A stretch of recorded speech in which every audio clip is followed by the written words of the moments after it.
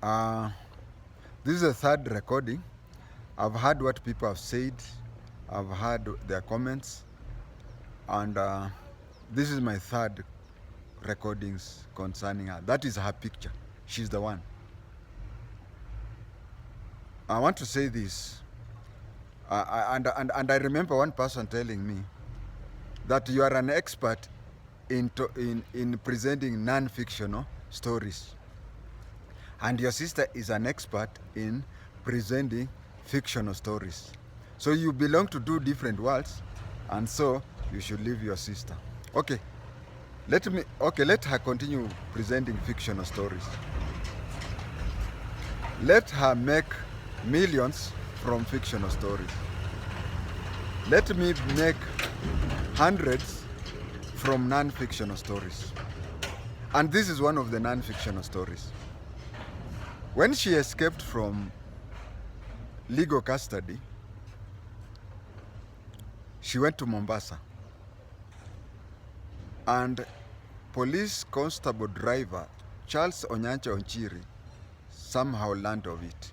Now, being a police officer, he may have played a part in her escape from legal custody. May is the word I've used. So they met in Mombasa. She got a kid, a girl, by him. But then, she also met somebody from Swiss who wanted to marry her. The Swiss got our mother did not approve of the Swiss for the simple reason, and I think I want to play my mother's advocate. She said she'll accept, but she'll not approve of the marriage. But it was just that at that time, in the early 80s, it was fashionable in Western countries for male youth to have one earring. But in Mombasa, a male person putting on one earring at that time indicated that he was trying to say that I'm available to act as a woman. I hope you understand that. So she mistook him to be that, and that was the only reason she did not approve. My sister felt that since our mother did not give a full approval, she decided to seek for the approval from our dad. So she took the Swiss man to our father. Our father gave an equivocal approval. Then they went back to Mombasa, and she had a daughter.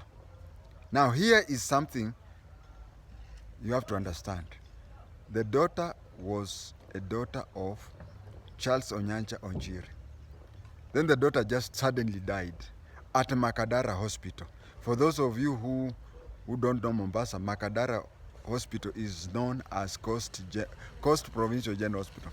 The daughter died there. And she told the Swiss that somebody, a young girl who is known to me, is dead. So I'm going for the funeral, and the girl was buried in a cemetery in Mombasa. So the girl was buried in a cemetery in Mombasa, and then she came back. And then when they were preparing to go to Swiss, the Swiss man was told that the child who was buried was her kid. And then he escaped. Actually, he never even talked to her. He just boarded a plane, went to Switzerland, and any communication she was sending, he refused to answer. And so it died there. Before marriage, he just went there. But she was pregnant with a boy child. So she got a baby boy, and I'll not name the boy's name. She became a single mother to a mulatto boy, Chotara. So she brought up that child, and as she was bringing up that child, she met a German by the name, he's on Facebook, you can even ask him that. It's called Sep to Lie.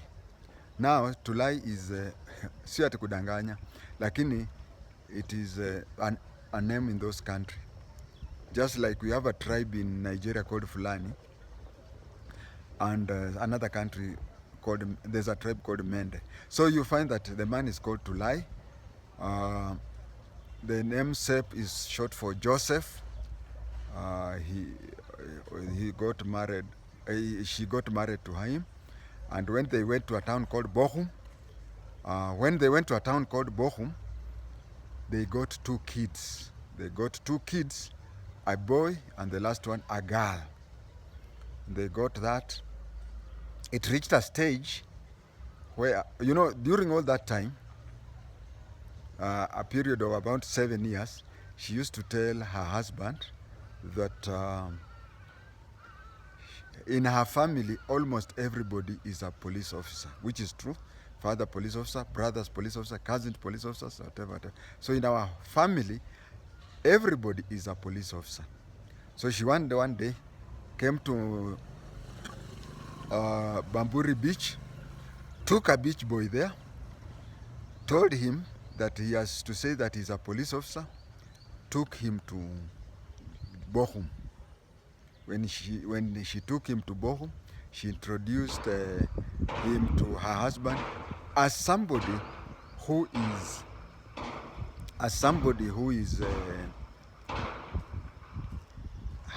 in the immediate family. So he was given a nickname Polizei. Polizei in Germany is police. But one day he came home. One day he came home unannounced.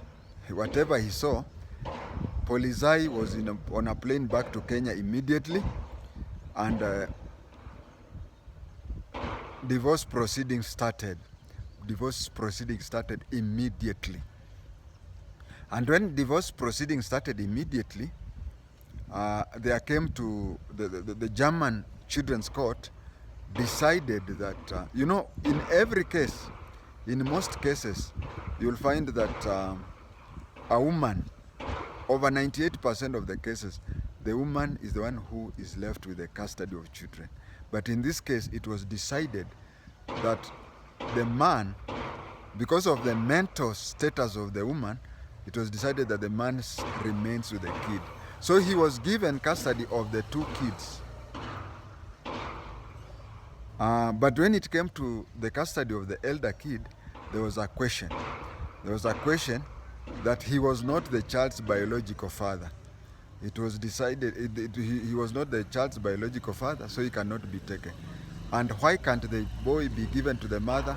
The German Children's Court and probation officer had said that her mental status and her uncoordinated characteristics, she was not supposed to come near to that any of the three children.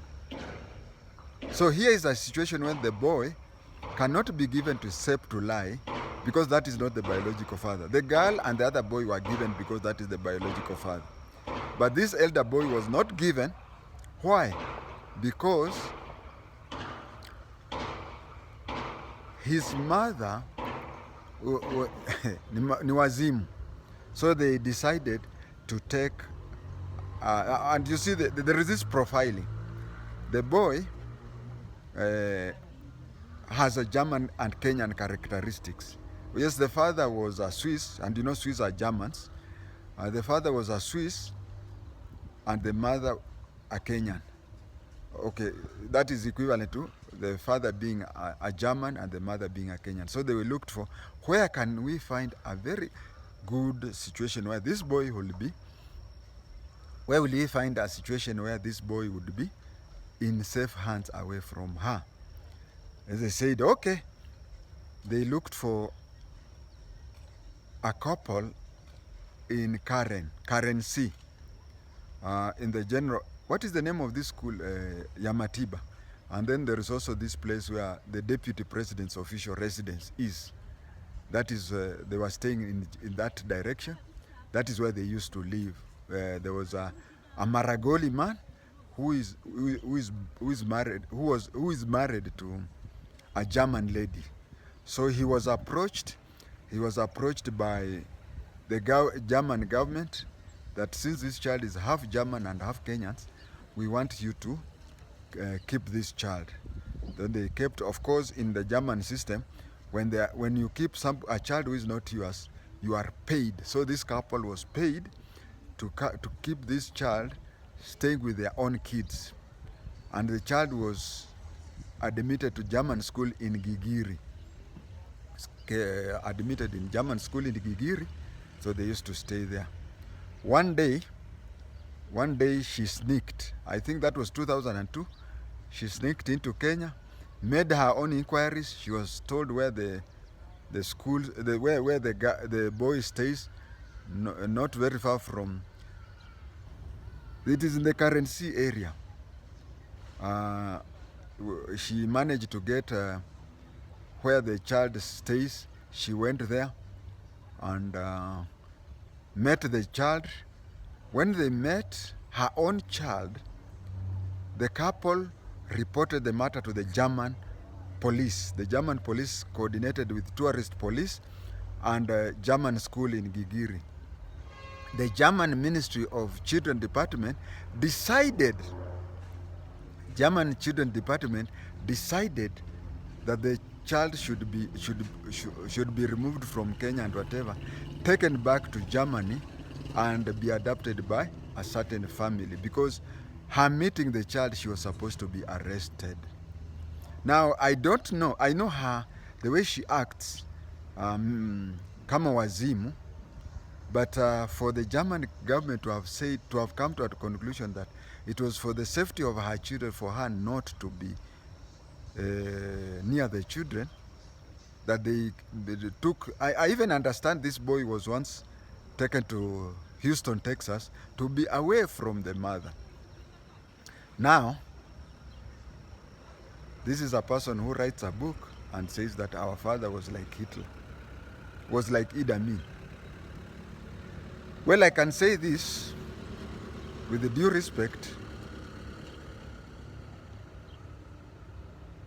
that comparing Idi Amin to my sister is spoiling the good name of Idi Amin. This is a lady who killed her own child so in order to be married by a Swiss. This is somebody whom the German government concluded that the children should stay with their father. And this other child whose father was not known, but as a family we know him, they decided that Septulai could not continue staying with him because he was not his biological father. That would be the last person to go public and say that father was like Idi Amin.